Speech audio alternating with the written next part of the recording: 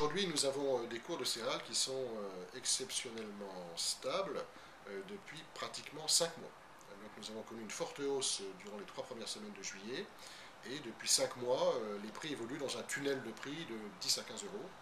Et donc, nous avons de fait une volatilité qui est faible aujourd'hui. Puis, d'autre part, aujourd'hui, il n'y a pas de tension excessive qui fait qu'il pourrait y avoir une hausse extrêmement violente. Quoique, le problème au niveau des céréales, c'est pas simplement le blé. Bien sûr, nous sommes très axés sur le blé, puisque c'est notre céréale de grande exportation principale. Mais le blé est très lié au maïs, puisque ces deux matières premières sont interchangeables, au niveau notamment des formules d'aliments du bétail.